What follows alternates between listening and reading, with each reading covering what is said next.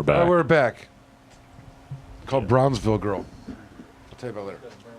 All right, so we're back. Planet Green Trees, episode number 402.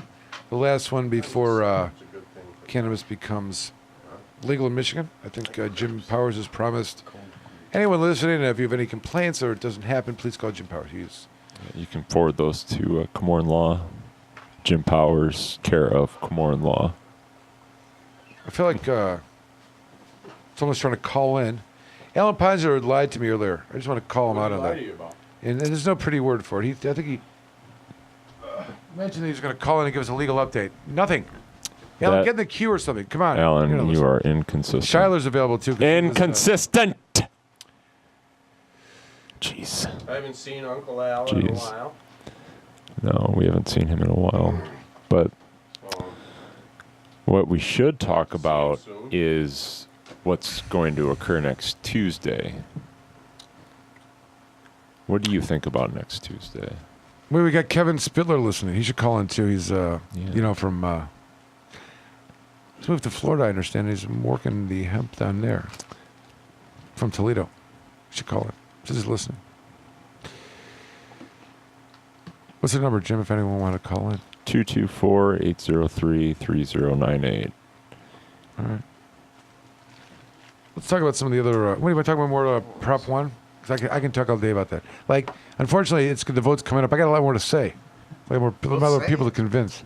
Yeah, okay. Yeah, it's kind of Maybe. like preaching to the choir of this group. And Someone pretend like they're... Well, let's talk a little bit about the candidates that need to get voted in to make sure that we have a successful implementation of Proposal 1. Because I can tell you right now that if Bill Schuette is governor, I don't think things are going to go so well. No, they would not. And if we all recall, Tom Leonard declined to bring this legislation up for a vote in the House. We don't need another Schluty Schleppy in the AG's office. That's right. That's right. So those two are very important. And then, of course, the representatives and senators that serve your districts need to be the right ones. Democrat, Republican, whatever, but they need to be able to support the fair implementation of the act and not fight it, because that's exactly what we've had to deal with for the last 10 years. And we don't want to have to deal with another 10 years of constant nonsense. I'm cautiously optimistic. I think voter turnout's really going to be impressive, and the voter makeup is going to be different than we're used to. And I think there's a very good chance that that Lansing's makeup could look very different come January 1. Let's hope so. Yeah. Yeah. That's good. So who are you voting for? Let's go. I mean, Jim, you tell it people. Well, I mean, assume they're going to listen to you. Yeah, Make your case. Well, let's go. Be compelling. Okay, so clearly the governor, you've got to vote for Gretchen Whitmer. Who? Gretchen Whitmer. Okay. That's the Democrat on the ticket. Gretchen is the former Senate minority leader, and when she was in the Senate, she was very supportive of us.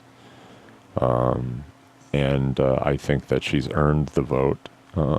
And I know that she will fairly implement the law and implement it the way it was intended to be implemented. Dana Nessel has already proven beyond a shadow of a doubt that she is the right choice for Attorney General for a multitude of reasons. The cannabis issue is huge with her, obviously, and she's been very supportive and has promised to assure the law is implemented properly. And beyond that, she is the people's champion. And when you think about attorney generals in the state of Michigan, the name that has come up, I think, repeatedly within kind of the circles around her campaign is Frank Kelly.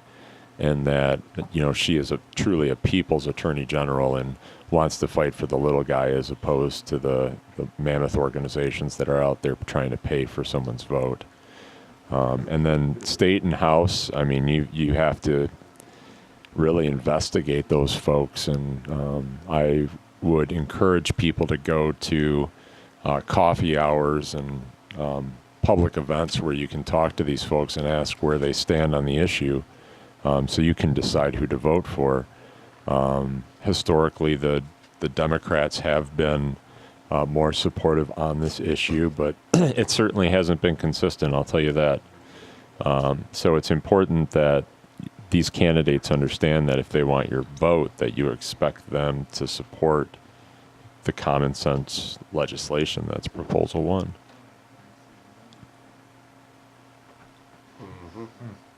Yeah, yeah. And I see we have a caller from the 517.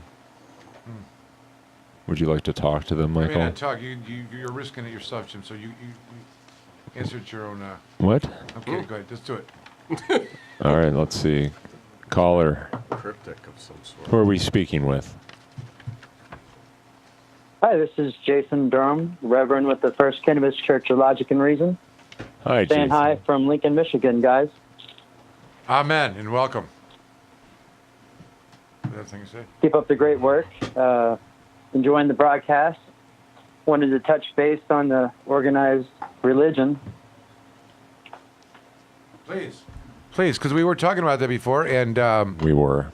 now let's make sure we understand. We don't want because this is a freely open discussion about this, and if you're going to take steps to offend anyone, do so do it really, really well. So go ahead, let it out. Offend as many people as possible at once. Okay. I find that's You're talking about organized religion in general, and you're calling, if I understand it, from the Church of Cannabis of some kind. So we got to try to understand this because it sounds kind of organized. Let's see what he said. Go for it. Tell us. Well, I just would like to say that I do believe in our hearts that everyone is definitely going to support Proposition 1. It's for the betterment of mankind. It's a simple plant, and if a god or the planet is not capable of producing a plant that has over 20,000 beneficial uses for medicine, food, oil, and all products, perhaps even Bibles and books that were made, then I think in everyone's heart, they're going to vote yes and do the right thing this Tuesday. And definitely don't want to offend anyone. Everyone has their own beliefs. But cannabis is something that brings people together in unity and has never been shown to, cause chaos like a tequila party would be, for example. yeah. That is true. We were talking So, about the. we'll find out. Go ahead. I'm sorry to interrupt you, please. No, go ahead. Well, I just one of the other callers was calling from west side of the state. He was in a weird location, and that the town that he lived in was somehow it progressed. Easttown. Easttown different than the rest of it was kind of he calls himself like the Ann Arbor of his area, but generally speaking, that area is Self-proclaimed hippie. very antagonistic to marijuana. I know this from my experiences as a lawyer, being out there and just seeing and understanding the way. But nonetheless, and I know they've opted out a lot of the towns or whatever there. But and we were talking about what some of the reasons might be, and there's an argument that it is associated with some of the fundamentally religious held beliefs of the organized religious groups that are in that have formed out there, that maybe I don't know, but I think that there's something to be said about that. And I was asking whether or not there was any places that most people could think about, or they heard in their rearing years or their days, or even now that they may be involved with organized religion some way, that they can point to where there's like actual citations in biblical or literature or the holy books that actually have this disdain for cannabis. Because we talked about there's certain people that that believe that the references to the references in the Bible to the cannabis plant itself. But where else would the religious community use as a source? You know what I mean? Like a religious source, if there was one. God said, "Do not, under any circumstances, thou shalt not cannabi," or whatever. You know what I mean? Where is that? Is there a Thou place? Can you shall tell not me? smoke the reefer. Can you show? From is that a thing or what's the explanation for the religious antagonism to cannabis? Your turn. Not that I know of. When I open up Genesis, the first thing I read is, and the earth brought forth grass, herb yielding seed after its kind, and the tree yielding fruit, whose seed was in itself after its kind, and God saw that it was good. It's not in the Bible. Anything So good. about the negatives, Yeah. to my knowledge. So simple. So simple. I don't know why we had to screw it up. I don't get that. One plant can serve all needs. Yeah. Food. And in fact, every religion I've ever studied, I've pretty much seen cannabis used as a part of sacrament as well. So, Yeah. Excellent. What do you think about that, Steve? I think it's very true. Can't hear you, Steve. I think it's all very true. One plant as a source to sustain everything, really. Yeah. Now, a bigger question is: do you think that over time, let's say Prop 1 passes, and let's say Dana Nessel gets elected, just as starters, then we have this evolutionary kind of progress that takes place over a period of time. Can we see in the future that any of the religious institutions that we've come to know start embracing cannabis in some way? No. Will we see Ash Wednesdays actually with Oil Wednesdays of the cannabis plant? No. Will we see? No. I don't know if that's. Will we see That would be the? pretty cool, but That would be. Will we see? The wine being hemp milk at some point? Will we? no. Will we? No. Will? Time will fix it. I was in front of a judge today. It was kind of interesting. He said it was. Did He was know in the Pat ballpark. Chamber came out against? He was in the ballpark. I kind of got the feeling I knew where he was on this. Jim, I need your attention. Yes, sir. Kind of got the feeling he was in the ballpark where he was because he made a comment about he's talking about the law and The law. this thing that's MMA and he's going to give time for everyone to talk and stuff and he's like and besides it's on the ballot next week and we're going to be back in court the day after Ooh. and it is really an amazing time right now. He said it like it was He said it was an amazing time The prosecutor because he was going to have to dismiss his case. no he was saying he was just I That's think he was amazing. excited about it. You The don't? Do you think they're going to maybe hold that the crime was committed before the law was actually passed and therefore should suffer the wrath of the courts of the state of Michigan? It's interesting. That's a kind of an argument that's one that is based in legality. I like to work in magic myself. As a lawyer, I've given up on the legality and the, logic kind of stuff. I'm just going straight with like hocus pocus, and because this is what I think. I think if it is legalized, we can argue in court whether it applies or not, and blah blah blah. You legal blah. The jury, you would think, is going to think a little bit different. If the prosecutor is such a, shall we say, bully, well, retroactive, schmectoactive. You still was illegal at the time, and it doesn't matter now. And I'm Elliot Ness, and is that the word that that's really like okay, fine. You're not going to Because that is what's going to happen, right? Oh, it is. It is. Well, it probably will be, and the question is, I've said it all along. Like the only way to really beat him the only way to make it end is not to like pass a law. You got to beat him in court. You got to have him lose, or write a check. Right. Think they'll stop? Yeah, if you write And the if you check. can't beat them, join them. Yeah. What? I don't think that's good advice, No, Steve. that's not. That's horrible advice. It's really terrible. bad. No, yeah, it's well, they're gonna have to come around. They will, eventually. See, there's a plausibility here that it passes and we have some ongoing enforcement of the Controlled Substances Act So I'm under the theory that, well, this government didn't pass this law. Yeah, you want to know what I think, and I hope I'm wrong. I'll just say that, but if I was looking in my crystal ball and saying what else could happen, because something else is going to happen. If you think Like that what? the state police and the rest of the antis are going away after this passes, you are dead wrong. Well, I agree. I got my theory. So What's then yours? you ask, well, the law passes. What can happen? One of two things can happen. One, the legislature could amend the law. Unlikely. I'm sure it'll happen eventually, but certainly not immediately. Two, someone sues the state of Michigan saying that the law is unconstitutional in some way, shape, or form. Under what constitution? I'm not sure. Or that it violates some other statute. They find a hole and they hold it up in court. And I hope I'm wrong, but I think someone will at least try. And hopefully it doesn't stick.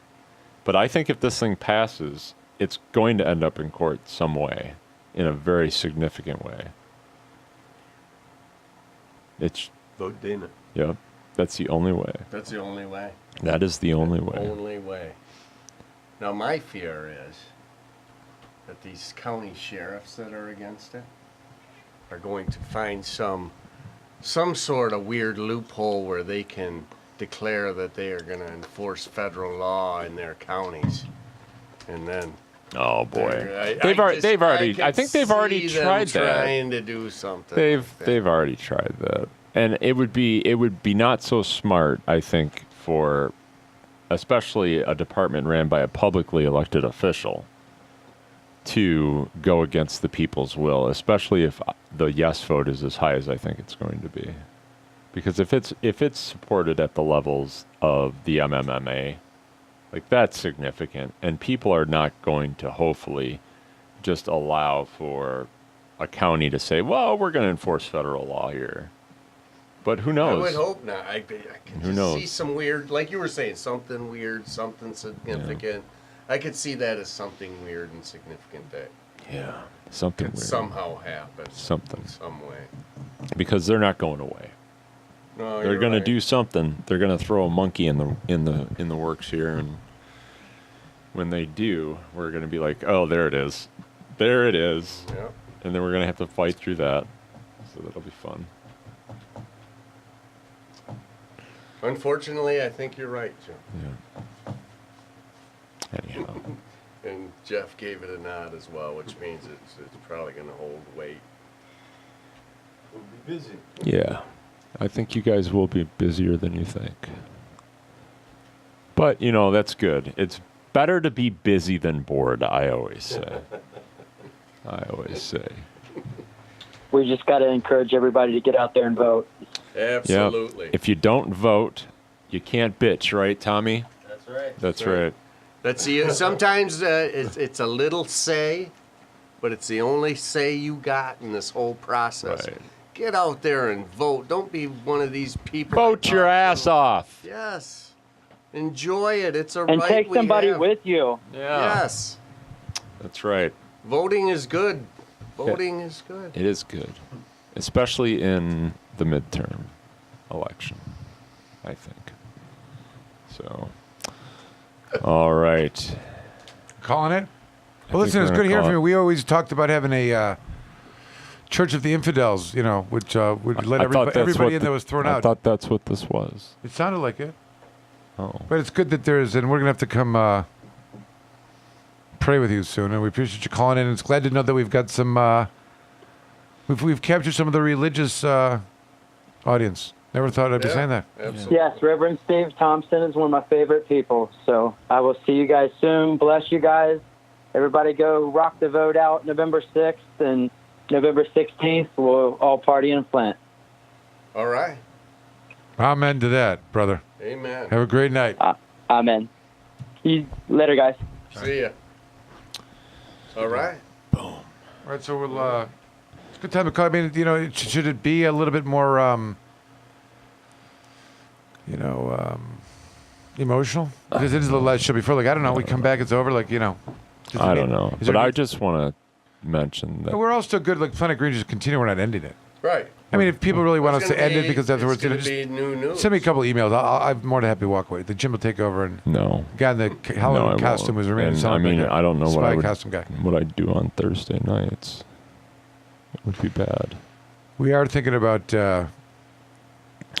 We may have more appeal to Mexico and Canada. We may have to see what our broadband works on there. I think so. Maybe we'll. Yeah. Maybe we could go ham radio. Yeah, right now. That'd be good.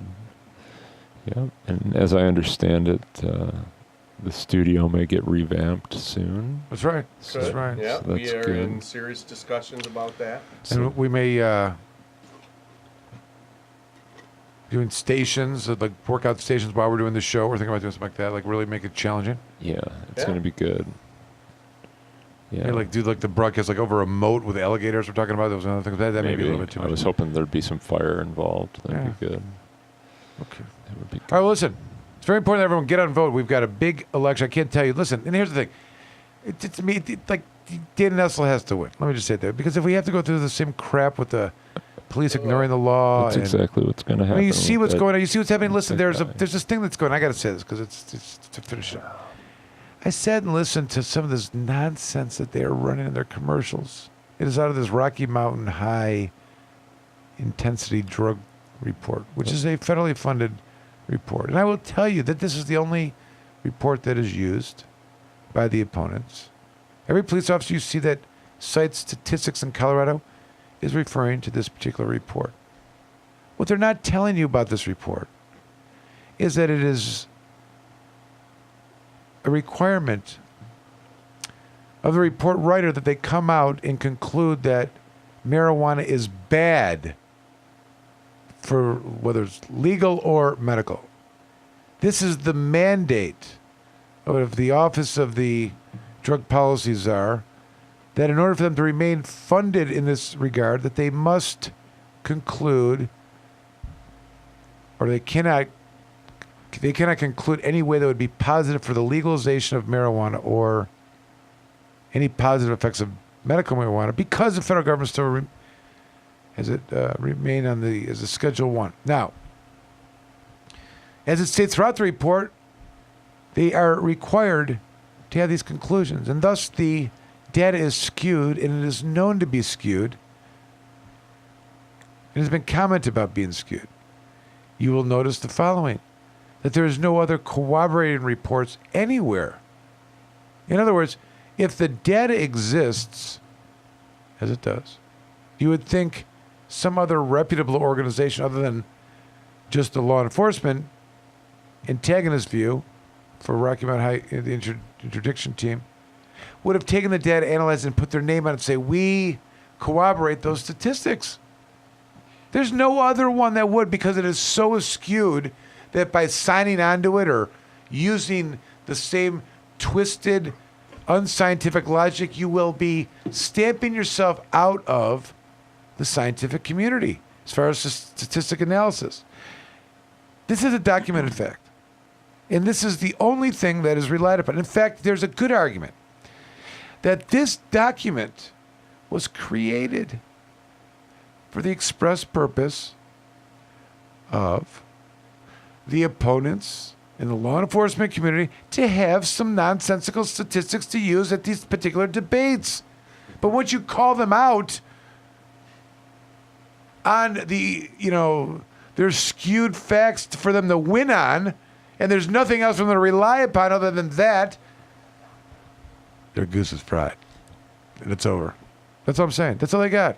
It's like, let me go get some studies and reports that support our side. Let me write them and conclude them, and then we'll debate. It's unwinnable for them anyway. It doesn't matter.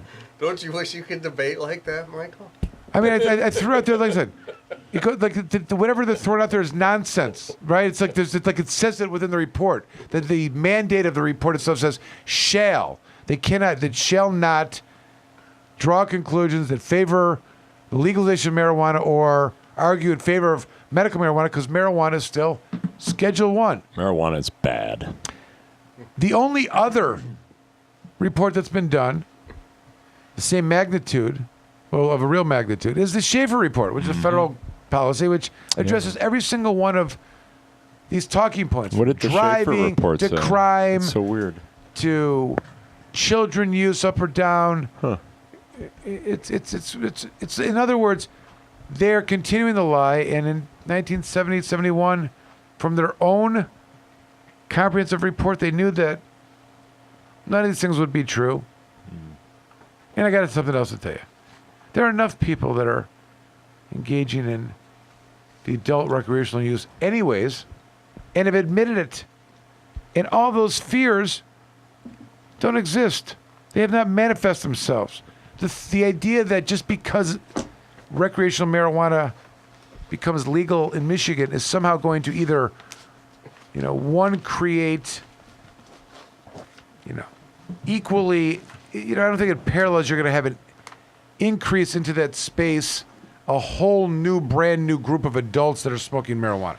I don't think it happens. You may have some. You may have people that are drawn away from alcohol use. Some may do both. Good thing.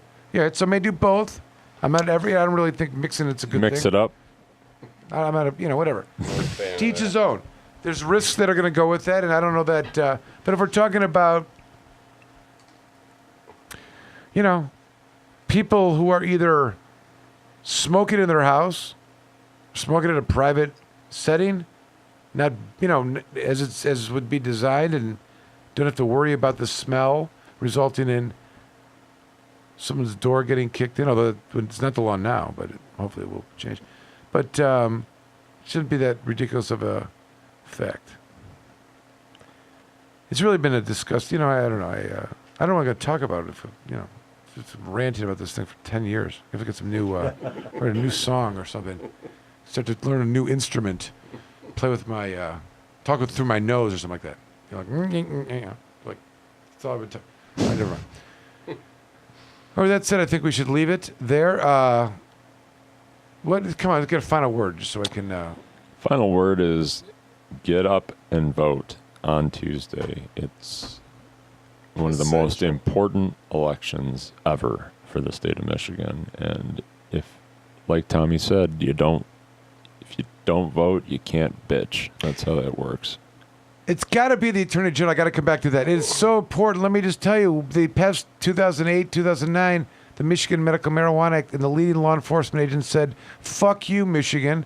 I'm the only person that's against it, and I'm going to go out and arrest the shit out of people and destroy your lives. Fuck you. Mm-hmm. That's what they said. So I love the ballot proposal I love them methodology. all. I love all three of them. All three. All three you should vote yes. What's the third? Don't listen to the bullshit. What's the third? The third is no reason absentee voting, Yep. same day voter registration, and several other reforms. And then this proposal 2 gets rid of the current redistricting process, which is handled by the legislature, aka whatever party holds majority power. And that occurs every 10 years. That'll be replaced with an independent redistricting committee, I believe, made of 4 Democrats, 4 Republicans, and 5 independents. Something of that nature.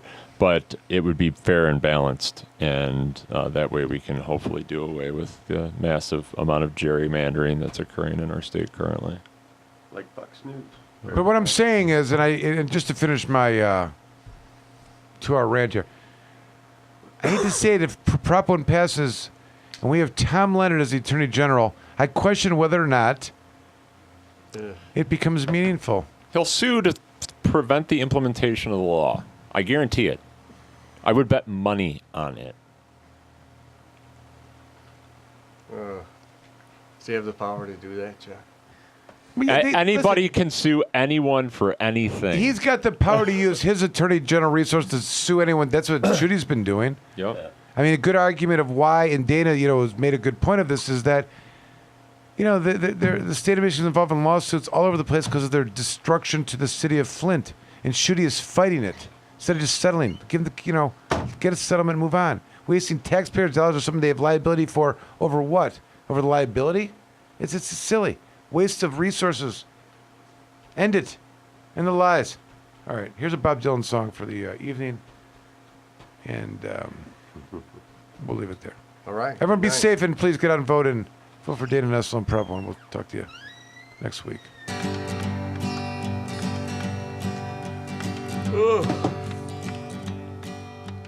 Cloud so swift